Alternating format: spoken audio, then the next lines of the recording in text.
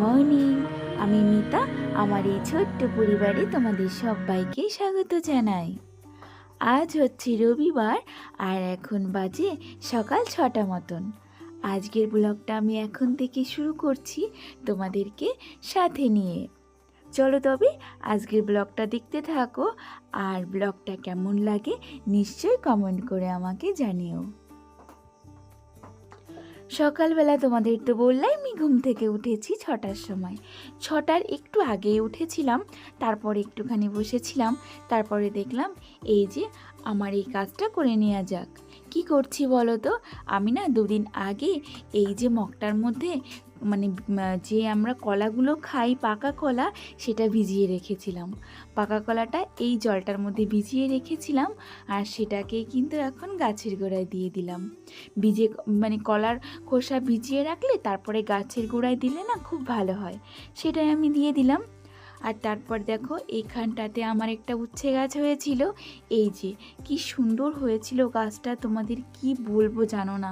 আমি যখন ভিডিও দিচ্ছিলাম না তখন জানো তো শুধু আমার মনে হচ্ছিল কবে আমি ভিডিওটা শুরু করব আর তোমাদের এই সুন্দর উচ্ছে গাছটা দেখাবো। কিন্তু আমার কপালটা এতই খারাপ যে কদিন আগে কি হয়েছে বলো তো, হঠাৎই দেখছি একদিন উচ্ছে গাছটা না একদমই ঢুলে পড়ে যাচ্ছে। ওই দুপুরের দিকে আর কি, যখন রোদ খুব প্রখর হয় তখন। তো একদমই জানো তো হঠাৎ করে পাতাগুলো সমস্ত ঝিমিয়ে পড়ে যাচ্ছে। তো আমি ভাবলাম কি হলো, কিছুই বুঝতে পারলাম না জানো তো। তারপরে এখন আবার একটু ঠিক হয়েছে একা একাই, কিন্তু সেই আগের মতন আর হচ্ছে না গো। এত উচ্ছে গাছে হয়েছিল আর ফুল এসেছিল, কি বলবো তোমাদেরকে জানো তো। এর মধ্যে থেকে কিন্তু অনেক উচ্ছে মারা হয়ে গেছে, আবার কিছু উচ্ছে রয়ে গেছে। এই যে তোমাদেরকে দেখিয়ে দিলাম, কি সুন্দর লাগছে বলো উচ্ছেগুলো। আমার তো বেশ ভালো লাগছে। আর এই রকম যদি নিজের গাছে কোনো সবজি হয় না, খুব ভালো লাগে জানো। তো ঠাকুরকে ডাকছি জানো তো, যে আমার গাছটা যেন মরে না যায়।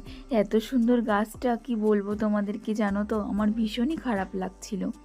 তো যাই হোক, এইদিকে না আমি এখন জামা কাপড়গুলো মেলে নেব। এগুলো কিন্তু কালকের ভিজা জামা কাপড়, একটাও শোকায়নি। কি করে শোকাবে বলো তো, যদি এত পরিমাণে বৃষ্টি হয় তাহলে কি করে জামা কাপড় শোকাবে।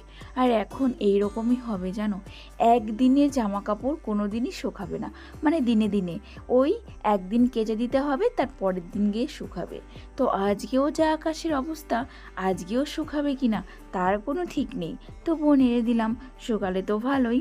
তো আকাশের অবস্থা কিন্তু আজকেও খুব খারাপ, কখন যে বৃষ্টি চলে আসবে ঝমঝম করে কিছুই বুঝতে পারা যাচ্ছে না। বাসি ঘরটাকেও এখন আমি একটু ঝাড় দিয়ে নেব। ওইদিকে দুটো ঘরই ঝাড় দিয়ে নিয়েছি, এখন কিন্তু আমি বারান্দাটাও আর রান্নাঘরটাও খুব সুন্দর করে ঝাড় দিয়ে নেব। আর আজকে কিন্তু আমার উঠোন ঝাড় দেওয়ার কোনো ঝামেলাই নেই, কেন কি ওই যে বৃষ্টি হয়েছে না, উঠোনে তো কাদা কাদা হয়ে রয়েছে, তো কি করে ঝাড় দেবো বলো। আর এই বৃষ্টির সময় এটা কিন্তু আমার বেশ মজা লাগে জানো তো, উঠোন ঝাড় দেওয়ার কোনো ঝামেলা আমার থাকে না, একটা খাটুনি আমার একদমই কমে যায়। সকালবেলা উঠে আমাকে কিন্তু উঠোনটা ঝাড় দিতে হয় না। মাঝে মাঝে এরকম এখন বৃষ্টি হবে, আর মাঝে মাঝেই কিন্তু উঠোনটা আমার ঝাড় দিতে লাগবে না, কিন্তু পরবর্তীকালে কিন্তু খাটনিটা প্রচুর হয়ে যায়। ওই যে পাতাগুলো উঠোনে জমে যায়, সেগুলো কিন্তু পরে আবার পরিষ্কার করতে বেশি খাটুনি হয়ে যায়। একদিকে ভালো হলে কি হবে, আর একদিকে কিন্তু সেই খাটুনি লেগেই থাকে। তো আমাদের গ্রামের বৌদির খাটনির কোনো শেষ নেই জানো তো, এই করেই যেতে হবে করেই যেতে হবে। কি আর করা যাবে বলো, গ্রামের মেয়ে গ্রামের বউ এই সমস্ত কাজগুলো তো করতেই হবে। তাতে করে কিন্তু আমার কোনো কষ্ট হয় না। ঘরবাড়ি গুছিয়ে রাখা, ঘরবাড়ি পরিপাটি করে রাখা, এইগুলো কিন্তু আমার খুব ভালো লাগে। আর এই রকম করে রাখলে কিন্তু লক্ষ্মীও আসে, এটা আমি কিন্তু বড়দের মুখে শুনেছি।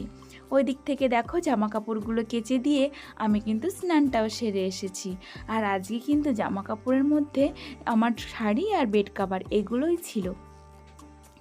আর এইদিকে দেখো আমি কিন্তু পুজোটাও কমপ্লিট করে দিয়েছি, কত সুন্দর করে পুজোটা দিয়ে নিয়েছি আজকে দেখো। আর অনেক ফুল ফুটেছে আজকে, ওই যে বৃষ্টি হচ্ছে না সেই কারণের জন্য যেন ফুলটা একটু বেশিই ফুটেছে। আর সুন্দর করে সাজিয়ে আমি কিন্তু পুজোটাও দিয়ে নিয়েছি। আর এই যে এখন কিন্তু ইন্ডাকশানটা মুছে নিচ্ছি। ইন্ডাকশানটা কিন্তু পরিষ্কারই ছিল, কোনো নোংরা কিন্তু ছিল না। তবুও ওই যে সকালবেলা একটু চা বসাবো তো, ওই জন্য একটু সুন্দর করে মুছে নিলাম, বেশ ভালোই লাগছে। আর আমি কিন্তু রোজ সকালে ইন্ডাকশানটা মুছিয়ে নিই গ্যাসের সঙ্গে সঙ্গে, মানে ওই যে না মুছে আমার কিন্তু কিছু রান্না করতে একদমই ভালো লাগে না। আর এই যে এখন একা একা বসে কিন্তু চাটাও খেয়ে নিচ্ছি, কেন কি বরমশাই তো সকালবেলায় বেরিয়ে গেছে, ওই জন্য আমাকে তো একাই এখন চাটা খেয়ে নিতে হবে। আমার সঙ্গে সঙ্গ দেওয়ার মতো তো এখন বাড়িতে কেউ নেই, আর আমার বরমশাই ছাড়া আমার কিন্তু সঙ্গ দেওয়ার কেউ নেই। যেহেতু এই সংসারটায় আমরা দুজনই থাকি আর আমার ছোট্ট রাজকুমারী, সেই জন্য কিন্তু আমরা দুজন দুজনকে ভীষণই মানে সাপোর্ট করি আর দুজন দুজনকে কিন্তু ভালোবাসি। আর একটা কথা কি বলো তো, ভালোবাসা কিন্তু তখনই সুন্দর যখন ভালোবাসার মানুষটা তোমাকেও সমান তালে ভালোবেসে যাবে। এখন আমি কি করছি বলো তো, এই যে পচা লঙ্কাগুলোর থেকে ভালো লঙ্কাগুলো বেছে বেছে আলাদা করে নিচ্ছি। ওই যে অনুষ্ঠানের সময় তো অনেক লঙ্কা আনা হয়েছিল, সেগুলো আমি ফ্রিজে রেখে দিয়েছিলাম, কিন্তু তবুও কেমন একটা যেন হয়ে গেছে, এর মধ্যে থেকে অনেক লঙ্কা পচে গেছে। তাই এই যে সুন্দর করে ছাড়িয়ে আমি আবার এগুলো শুকিয়ে তারপরে ফ্রিজে রেখে দেব। আর সকালে আজকে আমাকে রান্না করতে হবে না, কেন কি দেখো কালকের অনেকটা তরকারি রয়ে গেছে আর ডালও রয়ে গেছে, আর সেটা দিয়েই কিন্তু আমাদের সকালটাই হয়ে যাবে। আর এখন শুধু অল্প করে কটা ভাত বসাবো, তাতেই হয়ে যাবে। আর মামামের জন্য কিছু একটা সিদ্ধ দিয়ে দেব, তাহলেই হয়ে যাবে। আর সকালের খাওয়া দাওয়ার পরে আমি কিন্তু দুপুরের রান্নাটাও কিন্তু চটপট করে নিয়েছিলাম, বসিনি জানো তো, সকালে খেয়ে দিয়েই সকাল সকালে আবার রান্নাটা সেরে নিয়েছিলাম। এদিকে রান্না করেছি সোয়াবিনের তরকারি, আর এখানে হচ্ছে পেঁয়াজ আর বটবুটি ভাজা, আর করছি কি বলো তো, মসুরির ডালের বড়া। তো এই যে দেখো মসুরির ডালটা কিন্তু মিক্সিতেই আমি পেস্ট করে নিয়েছিলাম, তারপরে এটাকে পেঁয়াজ দিয়ে লঙ্কা লবণ আর একটু জিরে গুঁড়ো দিয়ে সুন্দর করে কিন্তু মাখিয়ে এই যে ভেজে ভেজে বড়া বানিয়ে নিচ্ছি। আর এটা খেতে কিন্তু ভীষণই টেস্টি জানো তো। কয়েকজন দিদি বা বুনু আমাকে কমেন্ট করছে যে আমি যেন আমার ভিডিওগুলো অনেকটা লং করে দিই। কি বলো তো দিদি ভাই, আমি তো জানোই সংসারের সমস্ত কাজকর্ম একা হাতে করে মামামকে সামলে তারপরে ভিডিও বানাই। এই যে যেইটুকু ভিডিও বানাচ্ছি এইটুকুতেই কিন্তু আমার অনেকটা কষ্ট হয়ে যায় জানো তো, ওই জন্য আমি বড় ভিডিও না বানাতে পারি না, মানে তাহলে আমি অনেকটাই হাঁপিয়ে উঠবো, পারবো না গো। তো আমি যেইটুকু তোমাদেরকে ভিডিও উপহার দিচ্ছি তোমরা এইটুকুই দেখো প্লিজ, তোমাদের কাছে আমার এইটুকুই অনুরোধ। কেন কি বলো তো, আমি বড় ভিডিও বানানোর চেষ্টা করেছিলাম, কিন্তু না পারছি না, আমার অনেকটাই কষ্ট হয়ে যাচ্ছে। ওই জন্য তোমাদের কাছে আমার একটাই রিকোয়েস্ট যে আমি যেইটুকুই ভিডিও দিই তোমরা এইটুকুই দেখো, পরবর্তীকালে চেষ্টা করব আমি বড় ভিডিও বানানোর। তো চলো দেখো আমি এখন কি করছি, এই যে দুটো স্নেক প্লান্ট এক জায়গা থেকে জোগাড় করেছি, মানে একজন আমাকে দিয়েছে, সেটাই এই যে লাগিয়ে নিচ্ছি। আর এটার মধ্যে মাটি দিয়ে সকালেই কিন্তু আমি রেডি করে রেখেছিলাম, আর এখন এটাকে আমি সুন্দর করে লাগিয়েও দিলাম। দেখলে তো দুটো স্নেক প্লান্ট, একটা তো লাগিয়ে নিলাম, আর একটা তো আমাকে লাগাতে হবে। কিসের মধ্যে লাগাবো এটাই না অনেক টাইম ধরে ভাবছিলাম, কিসের মধ্যে লাগানো যায়, তাহলে কি একটা টব কিনে নিয়ে আসতে হবে প্লাস্টিকের। তো তারপরে ভাবলাম যে না, আমার কাছে তো অনেক প্লাস্টিকের কৌটো আছে, সেটাকে একটা কেটে নিয়ে এরকম করে টব বানিয়ে নিই। আর একটা টব বানাতে গিয়ে আমার তো দুটো টব হয়ে গেল দেখো, এটার মধ্যেও কিন্তু মাটি দিয়ে আমি একটা টব বানিয়ে নিতে পারবো। আমার তো দারুণ ভালো লাগছে, কিন্তু দুঃখের বিষয় এখন কিন্তু আমি এটার মধ্যে মাটিও দিতে পারবো না, আর এই গাছটাকে আমি কিন্তু লাগাতেও পারবো না, কেন কি বাইরে কিন্তু ঝিরঝির করে বৃষ্টিও হচ্ছে, এর মধ্যে তো আমি এর মধ্যে মাটি ভরতে পারবো না।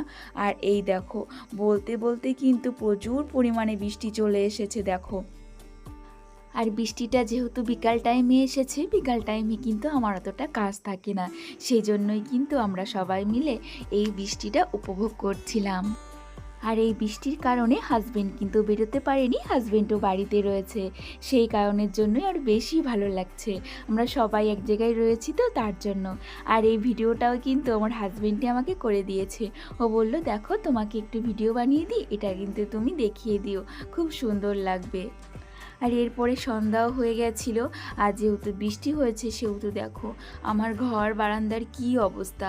এই একইভাবে দুটো ঘর বারান্দায় এইরকমভাবে ওল্লা উঠেছে জানো তো, পাড়া দেওয়ার জায়গা নেই। আমি তো দুটো কামড়ও খেয়ে নিয়েছি, রক্তও বেরিয়ে গেছে জানো। আর মাম্মামকে তো নিচে নামতেই দিচ্ছি না, ওকে খাটের উপরে বসিয়ে রেখেছি। এত পরিমাণে ওল্লা উঠেছে কি বলবো তোমাদের, দেখো ভীষণই খারাপ লাগছে। ওই দিক থেকে একটু গ্যামাক্সিনও দিয়ে দিয়েছি, কখন যে ওল্লাগুলো মানে কমবে তার ঠিক নেই। তারপরে এই যে সন্ধ্যাবেলায় একটু বৃষ্টি হয়েছে তো, আর এই বৃষ্টির মধ্যে তো চপ নিয়ে আসা বা সিঙ্গারা নিয়ে আসা সম্ভব ছিল না, তাই ঘরে ছিল মিষ্টি। আর এই মিষ্টি দিয়েই আমরা এখন মুড়ি খেয়ে নেব। আর আজকে সেই সাথে ব্লগটাও শেষ করব। তোমরা সবাই ভালো থেকো, তোমাদের সবাইকে